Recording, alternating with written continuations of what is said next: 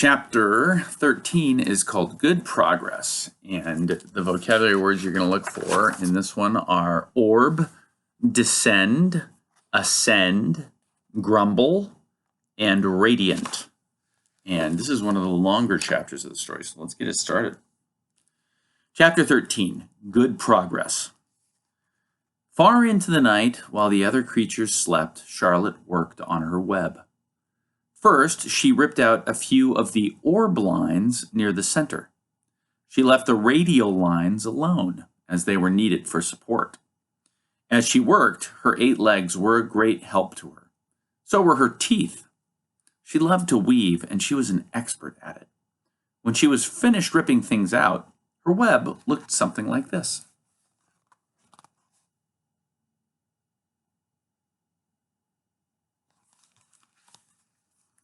A spider can produce several kinds of thread.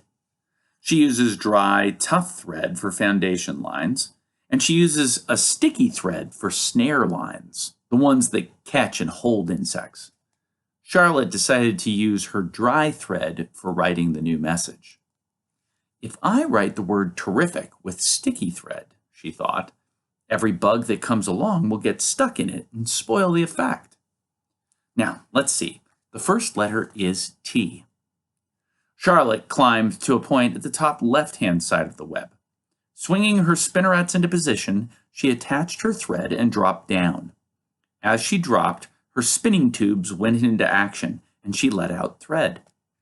At the bottom, she attached the thread. This formed the upright part of the letter T. Charlotte was not satisfied, however. She climbed up and made another attachment right next to the first. Then she carried the line down so that she had a double line instead of a single line. It will show up better if I make the whole thing with double lines. She climbed back up, moved over about an inch to the left, touched her spinnerets to the web, and then carried a line across to the right, forming the top of the T. She repeated this, making it a double. Her 8 legs were very busy helping. Now for the E. Charlotte got so interested in her work, she began to talk to herself, as though to cheer herself on. If you had been sitting quietly in the barn cellar that evening, you would have heard something like this. Now for the R. Up we go. Attach, descend, pay out line. Whoa, attach, good. Up you go, repeat, attach. Descend, pay out line. Whoa, girl. Steady now. Attach, climb, attach. Over to the right. Pay out line, attach. Now, right and down and swing that loop and around and around. Now into the left. Attach, climb, repeat. Okay, easy. Keep those lines together. Now then, out and down for the leg of the R. Pay out line. Whoa, attach, ascend, repeat. Good girl. And so, talking to herself, the spider worked at her difficult task. When it was completed, she felt hungry. She ate a small bug that she'd been saving. Then she slept. Next morning, Wilbur arose and stood beneath the web. He breathed the morning air into his lungs.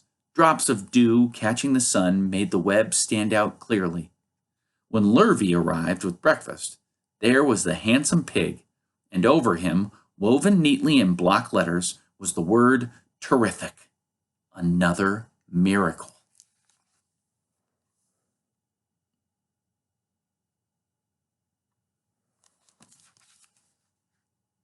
Lurvy rushed and called Mr. Zuckerman. Mr. Zuckerman rushed and called Mrs. Zuckerman. Mrs. Zuckerman ran to the phone and called the Arables. The Arables climbed into their truck and hurried over.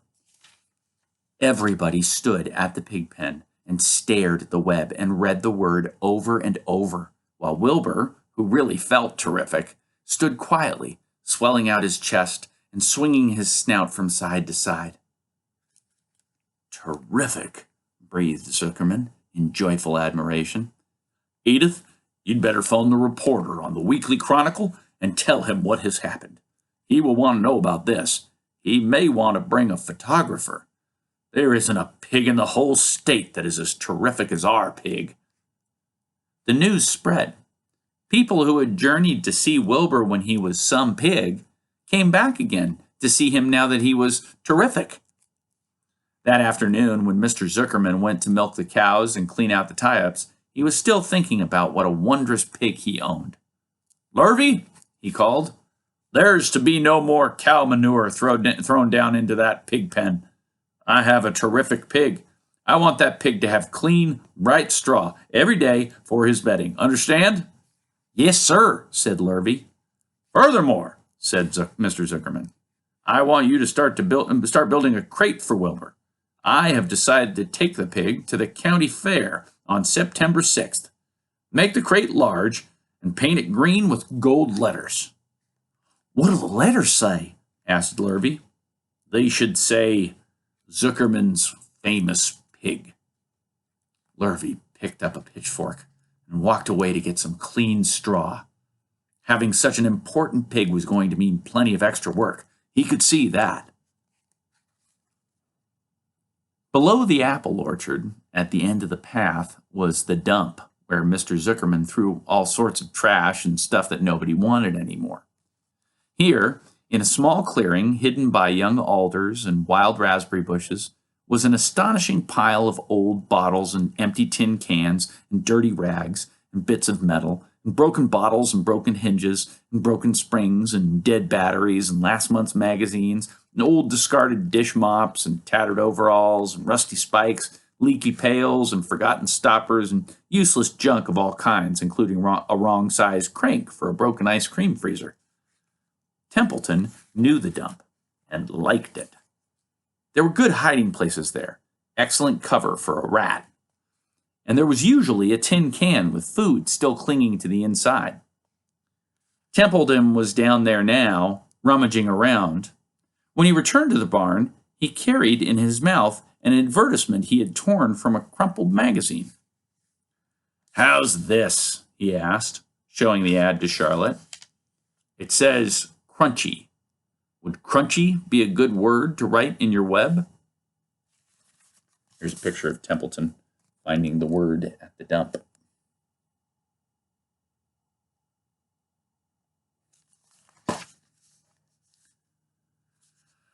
"Just the wrong idea," replied Charlotte. "Couldn't be worse. We don't want Zuckerman to think Wilbur is crunchy. He might start thinking about crisp, crunchy bacon and tasty ham. That would put ideas into his head.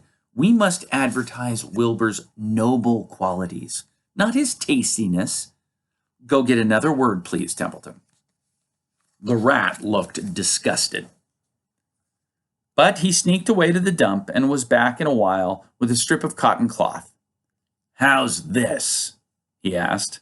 "It's a label off an old shirt." Charlotte examined the label. It said, "Pre-shrunk." "I'm sorry, Templeton," she said, "but pre-shrunk is out of the question. We want Zuckerman to think Wilbur is nicely filled out, not all shrunk up. I'll have to ask you to try again." "What do you think I am, a messenger boy?" grumbled the rat. "I'm not going to spend all my time chasing down to the dump for advertising material." "Just once more, please," said Charlotte. "I'll tell you what I'll do," said Templeton. "I know where there's a package of soap flakes in the woodshed. It has writing on it. I'll bring you a piece of the package." He climbed the rope that hung on the wall and disappeared through a hole in the ceiling. When he came back, he had a strip of blue and white cardboard in his teeth. "There," he said triumphantly. "How's that?" Charlotte read the words, "With new radiant action." "What does it mean?" asked Charlotte, who had never used soap flakes in her life. "How should I know?" said Templeton. "You asked for words and I brought them. I suppose the next thing you'll want me to fetch is a dictionary." Together they studied the soap ad. "With new radiant action," repeated Charlotte slowly. "Wilbur!" she called. Wilbur, who was asleep in the straw, jumped up. "Run around," commanded Charlotte. "I want to see you in action, to see if you're radiant." Wilbur raced to the end of his yard. Now back again, faster, said Charlotte. Wilbur galloped back. His skin shone. His tail had a fine, tight curl in it. Jump into the air, cried Charlotte. Wilbur jumped as high as he could. Keep your knees straight and touch the ground with your ears, called Charlotte. Wilbur obeyed. Do a backflip with a half twist, cried Charlotte. Wilbur went over backwards, writhing and twisting as he went. It's a pretty talented pig, if you ask me.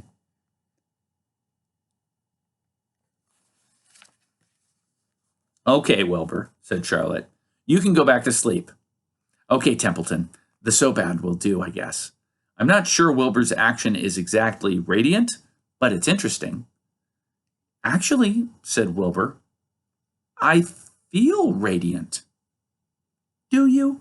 Said Charlotte, looking at him with affection. Well, you're a good little pig, and radiant you shall be. I'm in this thing pretty deep now. I might as well go to the limit. Tired from his romp, Wilbur lay down in the clean straw. He closed his eyes. The straw seemed scratchy, not as comfortable as the cow manure, which was always delightfully soft to lie in. So he pushed the straw to one side and stretched out in the manure. Wilbur sighed. It had been a busy day, his first day of being terrific. Dozens of people had visited the yard during the afternoon, and he had had to stand and pose, looking as terrific as he could. Now he was tired. Fern had arrived and seated herself quietly on her stool in the corner. Tell me a story, Charlotte, said Wilbur, as he lay waiting for sleep to come. Tell me a story. So Charlotte, although she too was tired, did what Wilbur wanted. Once upon a time, she began, I had a beautiful cousin who managed to build her web across a small stream. One day, a tiny fish leaped into the air and got tangled in the web. My cousin was very much surprised, of course. The fish was thrashing wildly.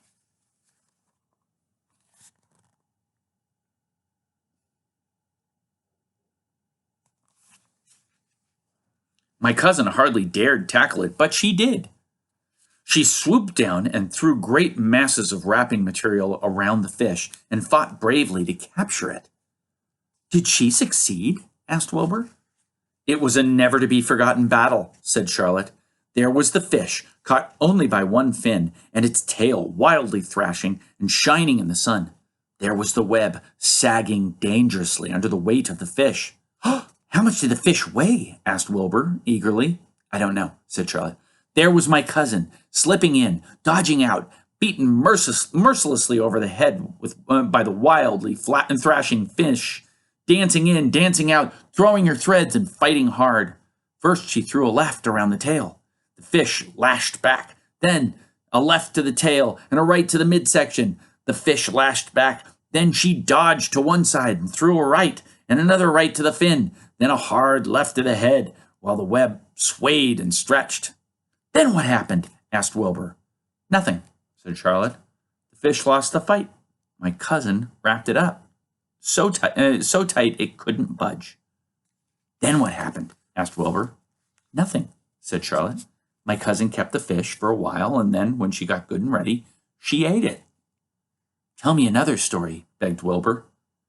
So Charlotte told him about another cousin of hers who was an aeronaut. What is an aeronaut?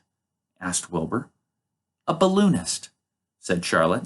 My cousin used to stand on her head and let out enough thread for a balloon. Then she'd let go and be lifted into the air and carried upward on the warm wind. Is that true? Asked Wilbur. Or are you just making it up? It's true, replied Charlotte. I have some very remarkable cousins, and now, Wilbur, it's time you went to sleep. Sing something, begged Wilbur, closing his eyes. So Charlotte sang a lullaby, while crickets chirped in the grass, and the barn grew dark. This was the song she sang. Sleep, sleep, my love, my only, deep, deep in the dung and the dark. Be not afraid and be not lonely. This is the hour when frogs and thrushes praise the world from the woods and the rushes. Rest from care, my one and only, deep in the dung and the dark. But Wilbur was already asleep when the song ended. Oh, I'm sorry. But Wilbur was already asleep. When the song ended, Fern got up and went home. I don't know if I chose the right tune for Charlotte's song, but I did my best. All right, your questions. I have a bunch of questions for this chapter. I think it's a good chapter for questions because the chapter's kind of all over the place. There's the story about there's the weaving, and then there's the trips to the dump, and then there's the story about Charlotte's ancestors and relatives, and then so it's kind of jumps around. But first question number 1. What word would you choose to describe Wilbur if you were Charlotte? Explain why your word would be a good description. That's question number 1. Question number 2. We heard some stories about Charlotte's ancestors. One of them was a spider that caught fish. One of them was a spider that was a balloonist. Do some spider research and find out if there really are spiders that are balloonists or spiders that catch fish. See what you can learn about those spiders. What spiders was she talking about? Third question, also about stories about ancestors. Charlotte tells some really neat stories about her relatives. Learn a story about one of your relatives, or if you already know a really good story about one of your relatives, retell it in your own words. I think that's probably enough. Yeah, work on those, and I'll see you tomorrow for chapter 14.